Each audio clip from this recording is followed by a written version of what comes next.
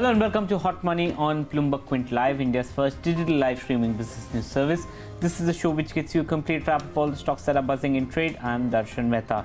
Let's welcome our guests on the show. Joining us today are Vineeta Sharma of Narnolia Financial Advisors, Kalra of Target Investing, and T.S. Harihar of HRBV Client Solution. He may join a little late, he's delayed. But on the show today, we discuss ICICI Bank results. They were mixed bag. Profits missed estimates while the asset quality improved. We ask our analyst whether it remains the top private banking pick at the current level. We also discuss Bharti Airtel, which delivered a surprise net profit in the fourth quarter, aided by one-off. But however, if you're looking at it, the bigger takeaway is that the India mobile revenue grew at the highest pace in the past 3 years. Is Bharti the best placed currently to tackle Jio? However, no information was given as far as the rights issue was concerned because of other factors. ARPUs and all were not given. Results of consumption-based stocks have flattered to deceive this quarter. As for Marico is concerned, that had a fairly decent quarter. We asked the analyst whether this is a cause for concern given the lofty valuations that they trade at. And finally, we asked the analyst to discuss one stock that they believe that surprised them as far as the fourth quarter earnings is concerned. But let's start with the big one, and that is ICICI Bank. Started off well, it moved up almost close to 1% and now pretty much trading at the day's low. It's managed to move into the red. What's the view for ICICI Bank? Is it the top private sector pick? Because a lot of analysts of late have started moving their positions from other banks to ICICI Bank, given the big rally that we've seen and improvement as far as the new management is concerned. But Samir, what did you make of ICICI Bank's numbers firstly?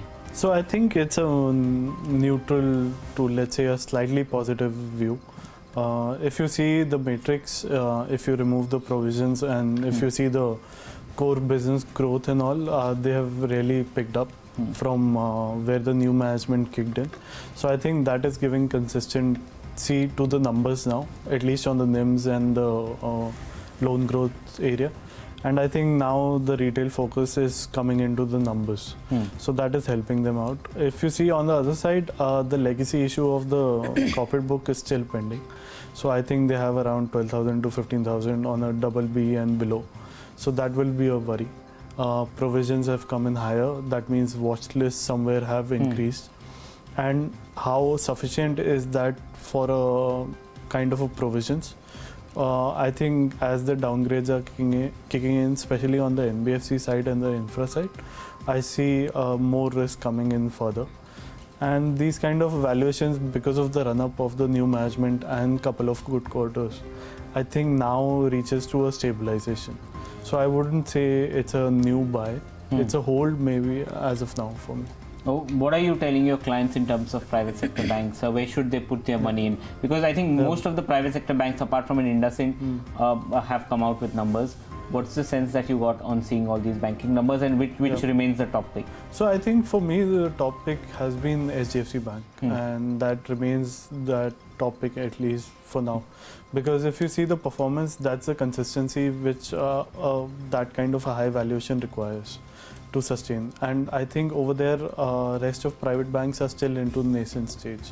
We had bought a Yes Bank at 170 levels. We sold off at the peak.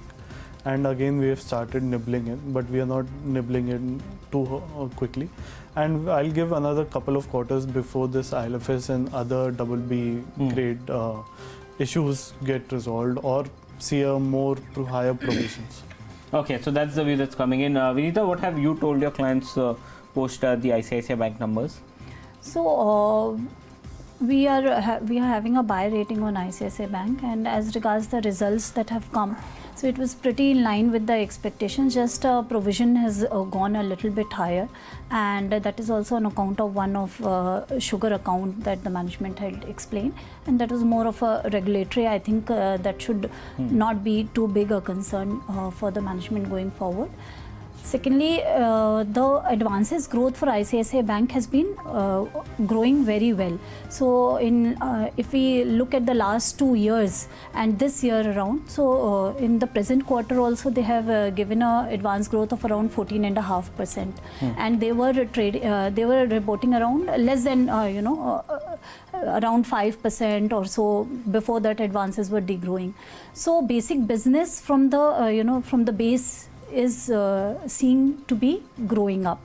NI growth was pretty good. It was 26%. And also the BB and below rated portfolio, that has gone down, and it is around 3% right now, which was 3.3% last quarter. So overall, we are able to see that the company is moving towards the better profile assets, and I think that should give a impetus to the bottom line also going forward. Have you all changed your targets? Because what I saw was across the board that a lot of brokerages have raised the target. Have you all kept it same? What's the target that you all have? So right now we have 515 as the target for ICICI Bank, and in fact that is around 20-25% up from the current prices that the company is trading. And what's the sense that you tell your clients when they ask you about private sector banks? Like I asked Samir, except for an IndusInd, most of the private sector banks have come out with numbers. What did you feel seeing these numbers? What's the pecking order that you've told your clients in private sector banks? So private sector banks, or let's say the corporate lenders, we are positive on the corporate lenders since I think last 3-4 quarters, and we are expecting that going forward we'll see good amount of growth in the bottom line for these, because most of the companies are now changing their stance. They're going to better rated portfolios, and so from the base level also we are seeing good amount of better quality asset where they are pitching in. Secondly, already the provisions for these companies are already higher. So, and even say for instance HDFC Bank, which was riding on the growth of retail assets, they have also now in their current con call, they have shown their interest in the corporate side of lending, and I would say HDFC Bank is the first one which had entered the retail phase, and now they are the ones they're changing their stand and coming to. I think all the corporate lenders, they should witness good growth going forward. From our side, we're liking ICICI Bank definitely, HDFC Bank though not properly in that criteria, HDFC as well as SBI. Okay, that's the view that's coming in on the private sector banks, especially ICICI numbers. The second number that we want to discuss is Bharti Airtel. Now a couple of things that came out. First of all, a lot of disclosures didn't come out, the ARPUs, what exactly the other minuscule details were, and that was on account of the ongoing rights issue. So probably in the next 2 weeks, probably we will have more data on how the ARPUs have fared out. But surprisingly, despite strong set of numbers, the counter is down over 2% in trade. So we'll ask our guest what they made of the numbers and what's the way ahead. Vineeta, what's the call that you all have told your clients on Bharti Airtel? So Bharti is not very, we're not tracking it on a very regular basis, but overall, because a lot of clients have in their portfolio, so it's like this time around the top line has come out well. Even the bottom line, there was one-off item. Apart from that, adjusted profits, adjusted losses are also way ahead than what the analysts were expecting. Our sense is that because the kind of the investment that they had done in Africa, I think that is seen to be getting stable, because this time also the top line from the Africa business was stable. EBITDA had grown around 6%. 6% EBITDA had also grown. Plus, if you look at from the business side of it, we are seeing that Reliance is one. So it's a 3-player right now only, and with Reliance Jio, I think the kind of competition that both the companies have faced on the pricing front, I think that should settle down going forward. Also, Reliance will need to make Reliance Jio, they will be more concentrated in getting a more cash flow kind of a business, because now they are foraying into the retail space also. They are planning to launch e-commerce. So I think their concentration will not be on the cutting of ARPUs, and that will not be their concentration. And I think the market is going to get more stable than it has, the companies have witnessed in the past 2 years. So from that point of view, I think Bharti can be a better bet.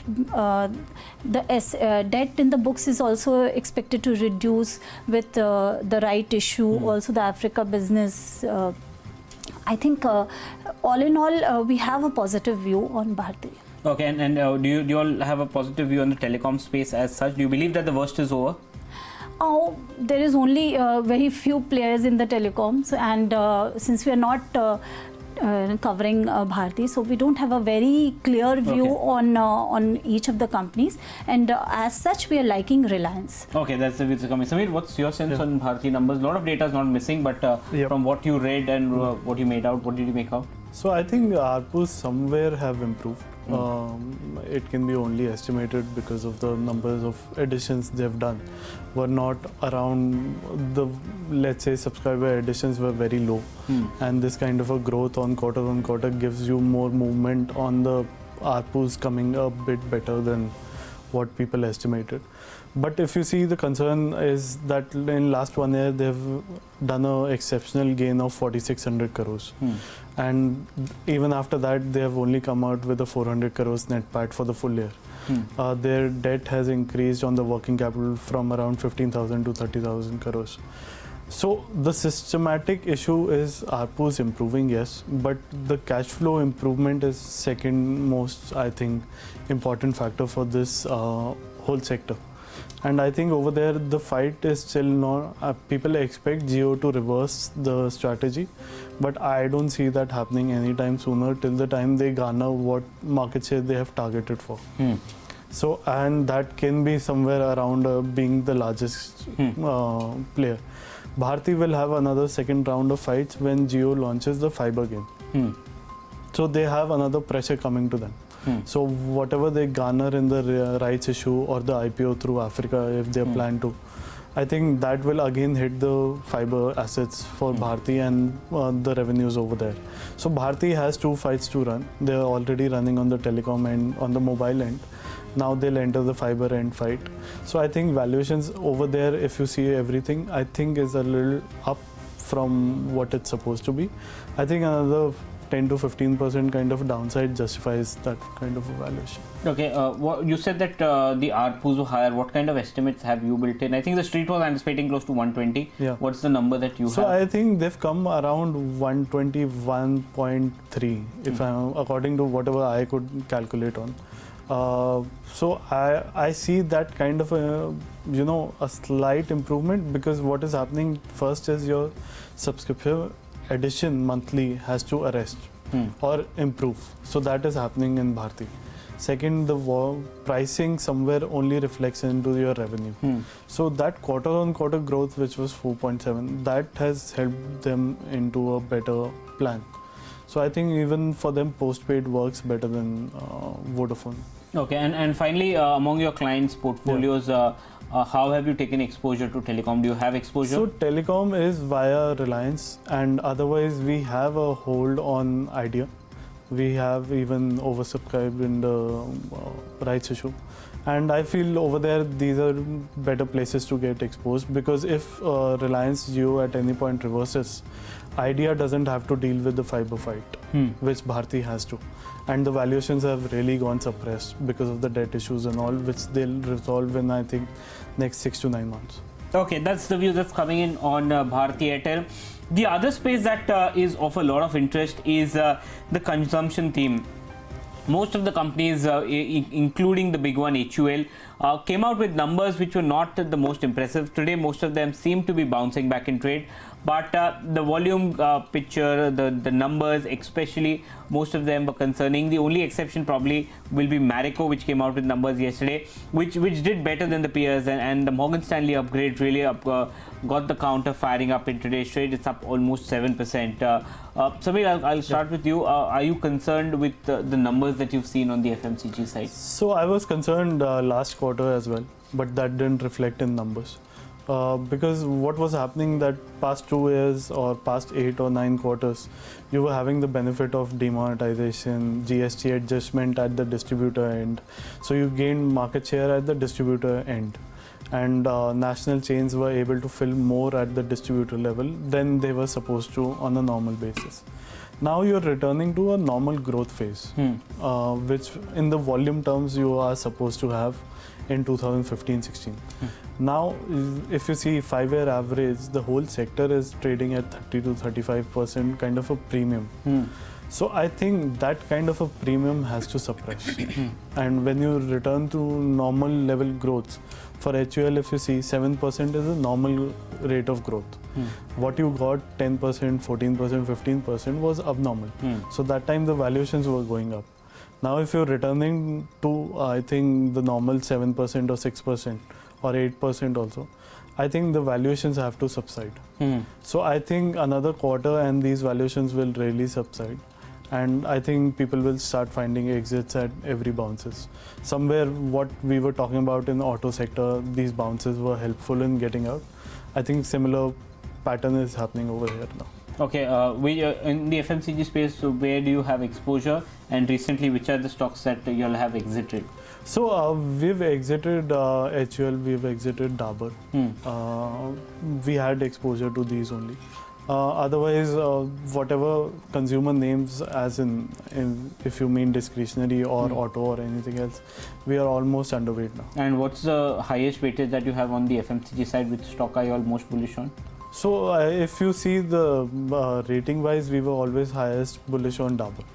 So that's where it went to 5 to 6% at a point of time. So now it's almost 1 or 2%. Okay, that's the view that's coming in. Vineeta, what did you make? Are you concerned with the slowdown that we have seen, or do you think that we will be able to tide over this? So, as Samir said that now all the companies will now, settle down to the nominal growth, nominal growth of in most of the domestic volumes.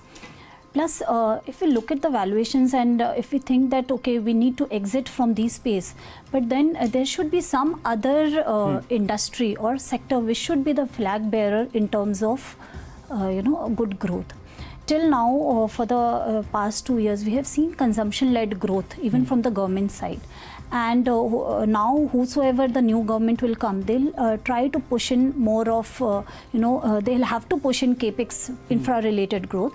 And in case if the capex already is now at 74%, the capacity utilization is around 74%, and if it gets to 80, 85, we'll have a fresh round of infra boom coming in the industry. But then only if these series of events happen, will I think that the valuation for FMCG will contract. As regards the volume concerns that we are talking about, definitely we do not see very high volume growth going forward, and because of the joblessness, rural wage inflation, everything. So the overall volume growth is not that we are expecting. One change that can happen is most of these companies are now getting into widening of their retail distribution, as well as there are a lot of category growth in terms of new products, as well as the growth of the premium products is the baseline for these companies. And I think that company will be able to survive or will do better once the retail distribution arm that they have set in mind should be broad based, as well as the volume growth on the category sides come.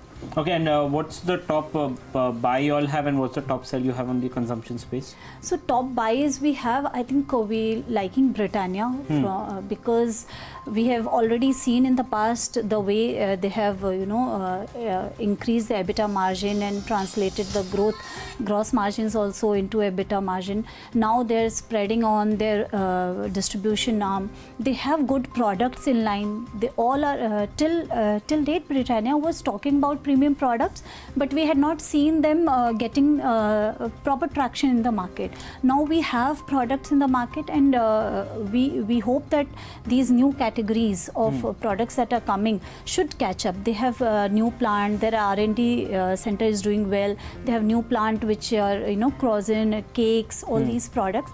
I think that will be the next move where the top line growth should come. So the Britannia is our top pick in the FMCG space. Okay, Hari, we were discussing the slowdown in consumption. Are you concerned with the numbers that you've seen in companies that have come out with numbers yet? See, prima facie, yes, but what we understand is that this is largely to do with the slowdown in the rural sector, because if you look at specifics of cases like Hindustan Unilever or Britannia, to an extent Godrej Consumer, I think the slowdown has basically come from the rural segment, and that is more because of obvious reasons. I think there has been farm distress, there has been a liquidity shortfall in the last 6 or 7 months, so all that has been contributed. We would believe that this entire rural slowdown is probably a temporary phenomenon. Maybe give them 6 months, 1 year down the line, I think the thing should be much better. We would be really worried if the growth becomes flat, because that is not the case. Probably from 10% the growth has come to about 6-7%, and I think if they can sustain that for the next 2 or 3 quarters, we won't be too worried.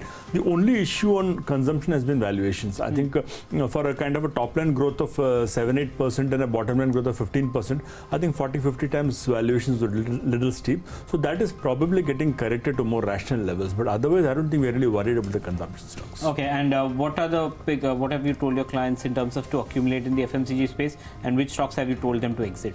No, we have actually asked them to be a little wary of Hindustan Unilever at higher levels, because the stock has rallied substantially, and I think they're going to have headwinds as we go ahead. We like Nestle because I think it has a very, very strong franchise in the food business. The worst of the Maggi fiasco is behind them, and I think the company has been showing good numbers quarter on quarter. So Nestle is clearly a buy for us, and Hindustan Unilever, we've been asking people to size down their positions. Okay, that's the view that's coming in on the FMCG space. And the final segment we want to talk about is the earnings. We're in the midst of the earnings season, so we're asking our guest whether they found any result which was very, very surprising. Could be on the higher side, could be on the downside. So Hari, I'll start with you. Any result that in the midst of earnings season, any result that you were very surprised to see, and you believe that this traction will continue?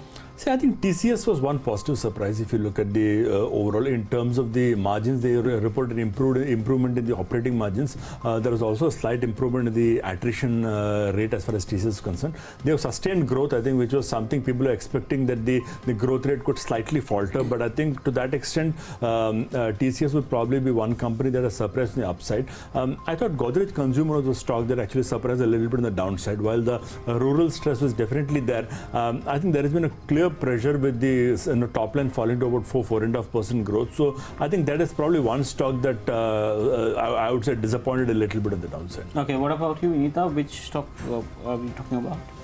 So we liked Ultratech because earlier in the last quarter also a lot of negativity had built up with Ultratech, and if we see this time around, the volume growth has been pretty well. It is 14% year on year.